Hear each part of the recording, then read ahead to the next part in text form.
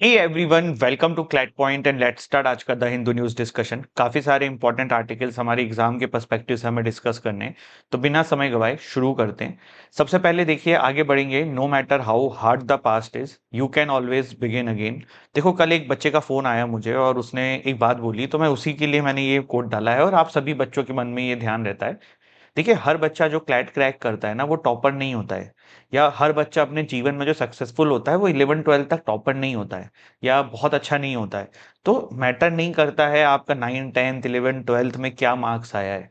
आप बहुत average student थे, आप बहुत टॉपर थे या बिल्कुल ही पुअर बच्चे थे, जो भी था। मेरा मतलब ये है कि आपका ये मैटर नहीं करता है कि कहाँ पे आप थे, क्या आपकी स्थिति थी, पढ़ने लिखने में कितने अच्छे थे, आपने कितने ग्रेड्स लाए। मैटर अब ये करेगा कि यार ये जो प्रिपरेशन है आप इसमें कैसा करोगे। ठीक है, तो जो भी आपका पास्ट था, फॉरगेट इट।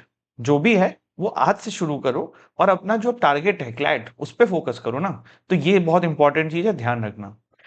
आगे बढ़ने से पहले, if you are preparing for CLAT 2026, then you can enrol in our Prahar batch. 24,999 rupees का हमारा ये कोर्स है। इसमें हम आपको 70 प्लस मॉक देंगे, लाइव क्लासेस देंगे, बुक्स आपके घर पे भेजेंगे, पर्सनल मेंटरशिप है, वीकली असेसमेंट है, सेक्शनल टेस्ट है, 1-to-1 टीचर्स की मेंटरशिप है। नया बैच आज से ही शुरू हो रहा है, आप चाहें तो इसमें एनरोल कर सकते हैं। हमारे ऐप में डेमो क्लासेस भी अवेलेबल हैं, तो you can visit that also. शुरू करते हैं आज का हमारा पहला article. Government oppositions call for changing collegium system. तो देखो, जैसे मैंने कल भी आपको बताया था कि कॉलेजियम का क्या प्रॉब्लम हो रहा है। कॉलेजियम में एक्चुअल में बहुत बड़ी प्रॉब्लम है, और अभी जैसे ये मैटर भी जो है ना, ये मैटर उस लेवल पे सामने नहीं आ रहा है जिस लेवल पे ये चीजें होनी चाहिए। डायरेक्टली करप्शन का मैटर सामने नहीं आ रहा है। एक जज को पनिशमेंट में ये दिया गया है कि उसको इलाहाबाद हाई कोर्ट भेज दिया है, जबकि सिंपल सी बात है ना। आप ऐसे समझो यार कि मैं एक कोचिंग का हेड हूँ, ठीक है। मान लो क्लैट पॉइंट का कोचिंग का ऑफिस लखनऊ में है, दिल्ली में, हैदराबाद है। अब मुझे लखनऊ से हटा के दिल्ली में भेज दिया गया, तो बात तो वही है ना, अभी भी मैं हेड हूँ।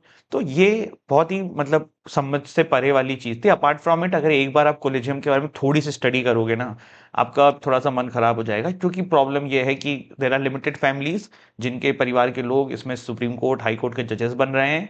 Plus there is lot of lobby going on, तो वो सब चीजें हैं। मैं ये नहीं कह रहा हूँ हर बंदा उस तरीके से है, लेकिन मोस्ट ऑफ देम में ऐसा है। एंड एक आपको याद होगा कि एनजेएसी एक्ट आया था, जिसको मैं नैजेक कल बता भी रहा था आपको।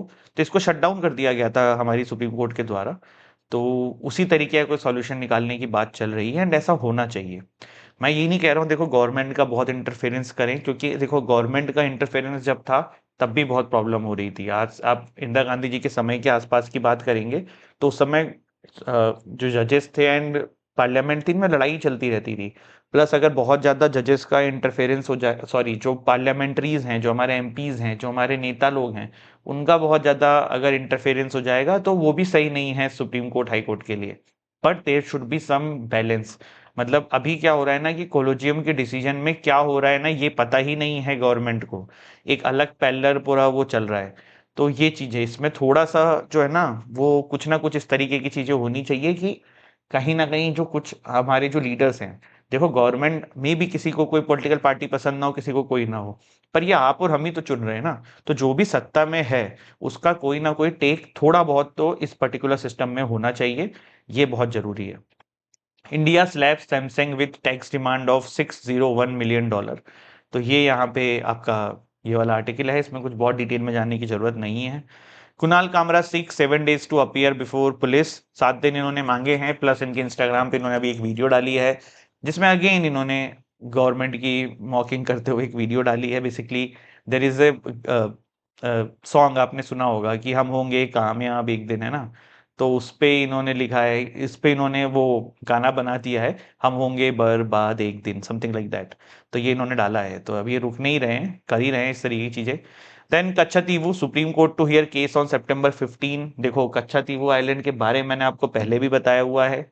क्या था तमिलनाडु फिशरमैन इशू, जब हमने पढ़ा था तो आपको याद होगा, we have discussed about it, कि कच्छतीवू आइलैंड पहले इंडिया का पार्ट होता था, जिसके लिए तमिलनाडु फिशरमैन से ये डिमांड करते हैं कि ये आपने श्रीलंका को क्यों दे दिया।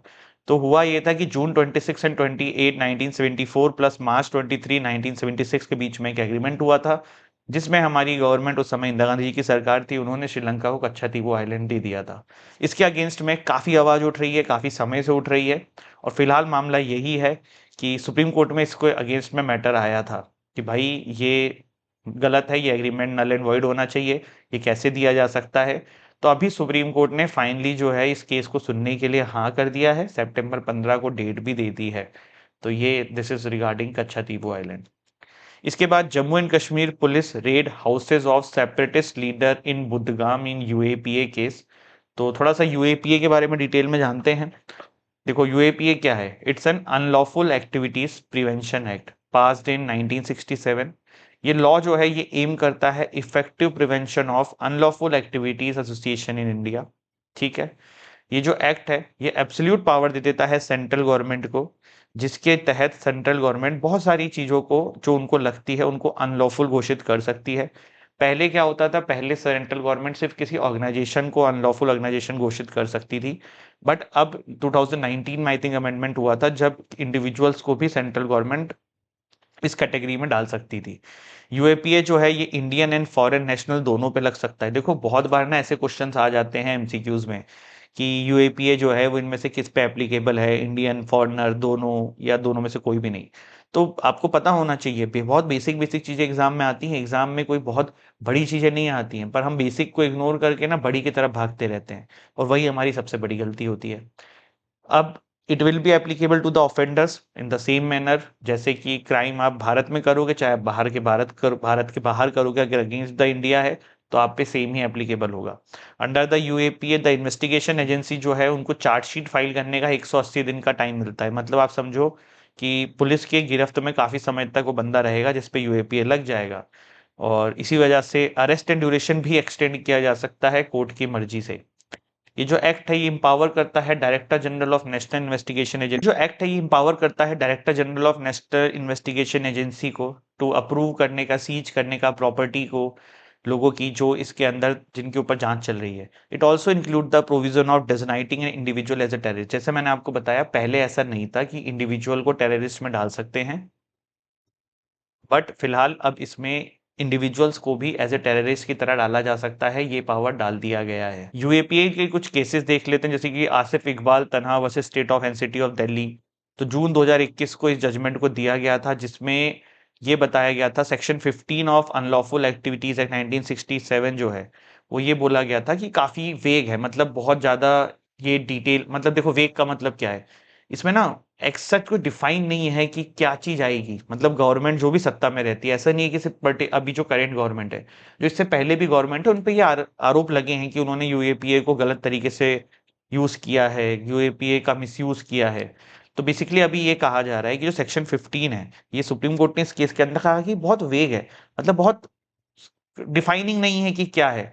तो उन्होंने कुछ imposition 15 section 15 17 18 of the act के जो इम्पोजिशन थे उसको लेके उन्होंने कुछ चीजें रखी थी कि ये प्रिंसिपल फॉलो होगा तभी आप करना। इसका बेसिक मतलब ये है कि यूएपीए किन किन चीजों पे लग सकता है। सेक्शन 15 17 18 ऑफ यूएपीए क्या है, सेक्शन 15 जो है it engrafts the offence of terrorist act.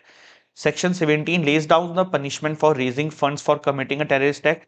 Section 18 जो है ये बताता है offence of punishment for conspiracy etcetera to commit terrorist act और any act preparatory to commit terrorist act. ठीक, तो ये आपके 3 सेक्शंस हैं, ये भी आपको पता होनी चाहिए, दीज आर इंपॉर्टेंट। जो ये प्रबीर वाला केस था इसके अंदर हमारी सुप्रीम कोर्ट ने ये बात कही थी कि जिस तरीके से इनको अरेस्ट किया गया, और ये तक नहीं बताया कि किन ग्राउंड्स पे अरेस्ट किया गया, इसके तहत सुप्रीम कोर्ट ने ये क्लियर कर दिया कि इनके ऊपर यूएपीए नहीं लग सकता है। The court emphasized that the mandate was established in the Pankaj Balsar versus Union of India and other judgment, which requires providing written grounds of arrest applies to UAPA cases as well। तो ये चीज यहाँ पे इस case में देखी गई। 2016 में Angela Harris Sontakke versus state of Maharashtra में देखा गया कि judiciary granted bail despite section 43 D sub clause 5 stagnant provision. देखो यूएपीए में इतना आसान नहीं है बेल देना, लेकिन इस केस में देखा गया कि हमारी सुप्रीम कोर्ट ने दिया। 2019 के अंदर National Investigation Agency versus Zahoor Ahmad Shah Watali judgement में एक narrow interpretation of section 43 D sub clause 5 का दिया सुप्रीम कोर्ट ने। क्या दिया, the court must accept the NIA's version of events without delving into the merits of the case.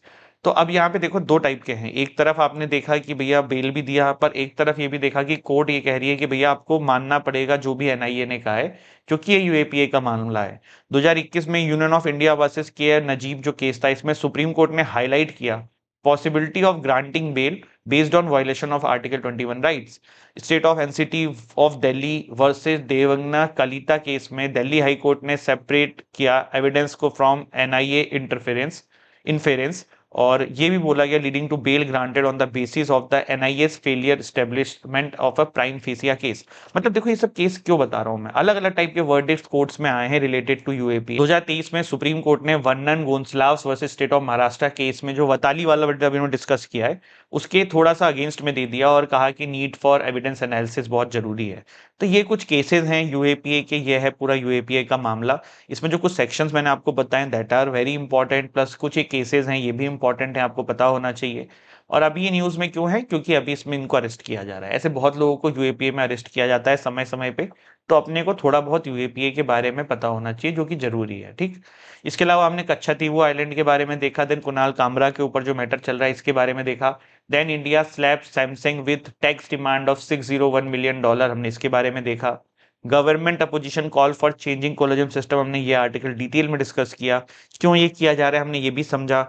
हमने ये भी समझा कि पहले ऐसा रोकने की कोशिश करी गई थी बट एनजेसी एक्ट को स्टक डाउन कर दिया गया था सुप्रीम कोर्ट के द्वारा, तो ये भी एक मसला है। Then you can enrol in our Prahar batch CLAT 2026 का, and then this is our motivation thought, no matter hard the past is you can always begin again. तो दिस इज इंपॉर्टेंट, जो भी आपने जिंदगी में अब तक किया है भूल जाओ, आगे फोकस करो और एनएलयूज में जाओ, एनएलएस में जाओ, नालसार में जाओ, जहां भी आपका सपना है ड्रीम एनएलयू में वहां जाओ और अपनी लाइफ को चेंज करो। Thank you so much. जय हिंद, जय भारत।